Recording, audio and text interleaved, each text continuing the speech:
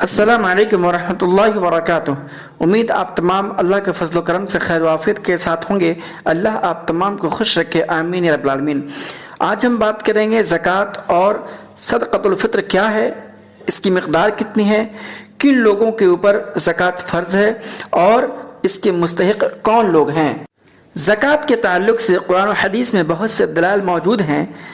آج ہم صرف ایک دلیل جو سورہ بقرہ آیت نمبر 43 کے اندر ہے، بسم اللہ الرحمن الرحیم، اقیموا الصلاۃ وآتوا الزکاۃ وارکعوا مع الراکعین، یعنی نماز قائم کرو اور زکوٰۃ ادا کرو اور رکوع کرنے والوں کے ساتھ رکوع کرو۔ یہاں پر غور کرنے کی بات یہ ہے کہ اللہ رب العالمین نے نماز کو قائم کرنے کے ساتھ ساتھ زکوٰۃ ادا کرنے کا حکم دے رہا ہے۔ اس حکم سے یہ معلوم چلتا ہے کہ زکوٰۃ کتنی بڑی اہمیت کا حامل ہے۔ سب سے پہلے ہم زکوٰۃ ادا کرنے کے فائدہ کو جانتے ہیں۔ ویسے تو اس کے بہت سارے فائدے ہیں، لیکن یہاں چند فائدوں کا ذکر کرنا مناسب ہوگا۔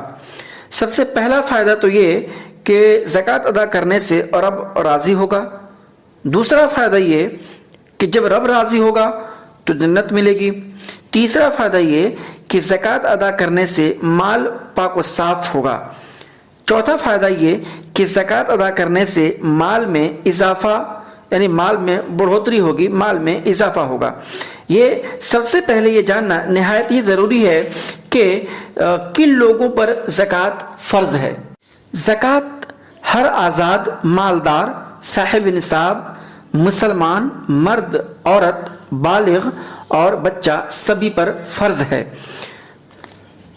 یعنی جن کے پاس 7.5 تولہ سونا اور 52.5 تولہ چاندی یا اس کے برابر دولت جمع ہو جائے اور اس جمع دولت پر سال گزر جائے، ان پر زکوٰۃ فرض ہے۔ ایک بات ذہن نشین کر لینی چاہیے، یہاں اس دولت کی بات کی جا رہی ہے جو تجارت کے لیے استعمال کیا جاتا ہے۔ ایک غلط فہمی کا ازالہ کر دینا چاہتا ہوں، وہ یہ کہ بہت سے لوگوں کو یہ غلط فہمی ہے کہ زکوٰۃ صرف رمضان میں ادا کرنا چاہیے۔ یہ تصور غلط ہے۔ جس دن آپ کے پاس دولت آیا اس دن سے آپ گنتی شروع کر دیں۔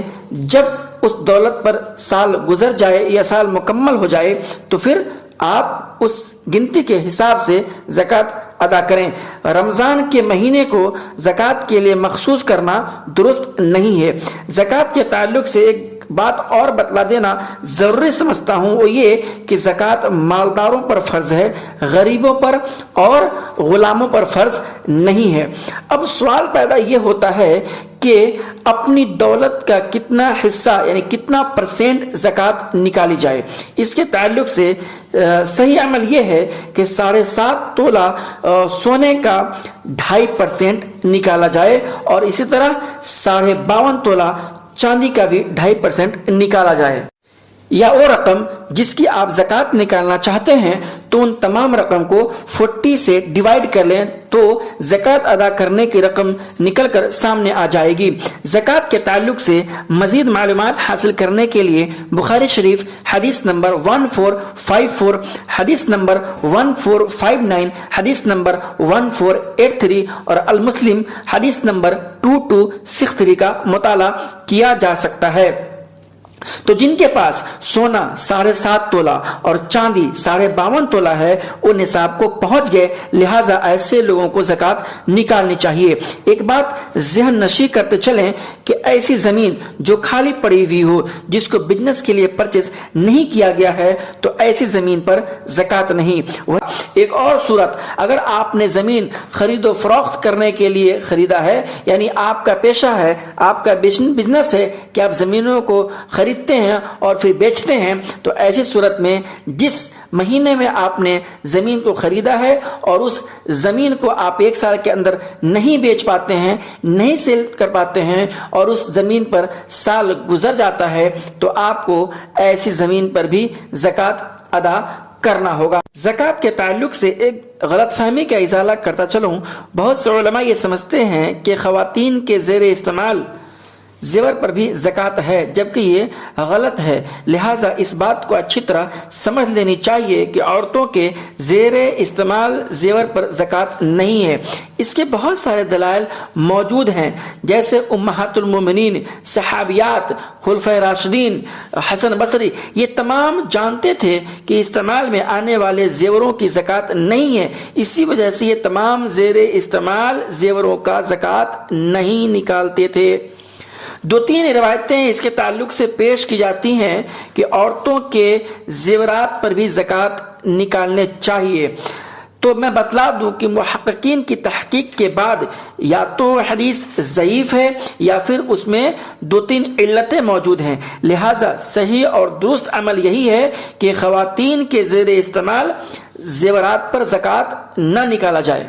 خواتین کے زیر استعمال زیورات پر زکوٰۃ نہیں، اس کے تعلق سے کتاب و سنت کے تمام دلائل PDF کی شکل میں اپنی آڈیو کے ساتھ آپ تمام لوگوں کو فراہم کر دوں گا، آپ لوگ اسے ضرور مستفید ہوں۔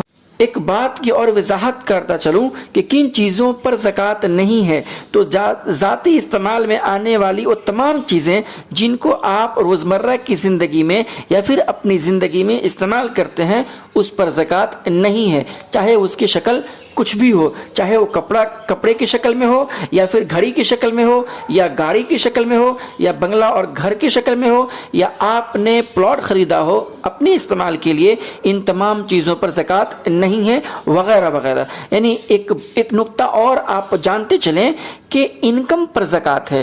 کوئی چیز آپ خریدتے ہیں اور اس سے تجارت کرتے ہیں اور تجارت سے انکم حاصل ہوتا ہے اور وہ انکم نصاب کو پہنچتا ہے اور اس نصاب پر 1 سال کی مدت گزر جاتا ہے، اس پر زکوٰۃ ہے۔ آپ کی ذات میں استعمال آنے والی چیزوں پر زکوٰۃ نہیں ہے۔ اب بات کرتے ہیں دوسرے پوائنٹ پر، وہ یہ کہ فطرے کے تعلق سے۔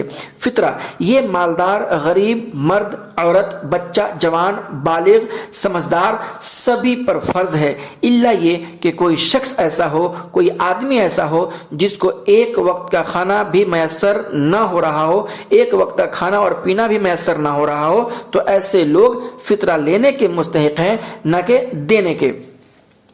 ایک بات اور ہمیں یہاں ذہن نشی کر لینی چاہیے کہ فطرہ صرف رمضان کے لیے اللہ رب العالمین نے خاص کیا ہے، اور اس کی ادائیگی عید کی نماز پڑھنے سے پہلے کر دینا چاہیے۔ اس کے بھی بہت سارے فوائد ہیں، جیسے فطرہ دینے سے روزہ پاک ہوتا ہے، اس سے مساکین غربا بھی مستفید ہوتے ہیں اور وہ بھی خوشی خوشی ہماری عید میں شامل ہو جاتے ہیں اور ان کو بھی عید میں شامل ہونے کا موقع ملتا ہے۔ دوسری اہم بات یہ کہ فطرہ ایسے لوگوں کو تلاش کر دیا جائے جو فطرہ لینے اور زکوٰۃ لینے کے مستحق ہیں، ورنہ دیکھا جاتا ہے کہ بہت سے ایسے مالدار ہیں جن کا خاندان در خاندان فطرہ تسیلنے کا ہی سلسلہ چلتا رہا ہے۔ ایسے لوگ تو آ جاتے ہیں اور آپ ان کو دے دیتے ہیں اور وہ جھولا بھر بھر کر کے لے جا رہے ہیں اور اس کو جا کر کے کیا کرتے ہیں، بیچ دیتے ہیں۔ جو اس کی حقیقی مستحقین ہیں ان تک آپ کے زکوٰۃ کا پیسہ یا فطرہ نہیں پہنچ پاتا ہے، تو ایسے لوگوں کو اپنے محلے کے اندر، اپنے علاقے، خطے، قصبے کے اندر تلاش کر، ڈھونڈ کر ان تک فطرہ اور زکوٰۃ کا پیسہ پہنچائیں۔ بہت سے لوگ غلہ کے بدلے کرنسی نکالتے ہیں، جو کہ درست عمل نہیں ہے۔ بہتر عمل یہ ہے کہ جو آپ کھاتے ہیں، جو غلہ آپ کھانے میں استعمال کرتے ہیں، اس غلے میں سے فطرہ نکالیں۔ ہاں، حالت مجبوری میں کرنسی نکالی جا سکتی ہے، جیسے کوئی غلہ لینے والا موجود نہیں ہے، آپ ایسی جگہ پر ہیں جہاں لوگ غلہ کا مطالبہ نہیں کرتے ہیں، آپ سے پیسے کا مطالبہ کرتے ہیں، تو یہ حالت مجبوری ہے۔ ایسی صورت میں کرنسی نکالی جا سکتی ہے۔ یا پھر دوسری صورت یہ ہے کہ آپ گھر پر نہیں ہیں، آپ کہیں باہر نوکری کر رہے ہیں اور آپ نے اپنے کھانے کا انتظام ہوٹلوں میں کیا ہوا ہے، تو آپ کے پاس غلہ موجود نہیں ہے۔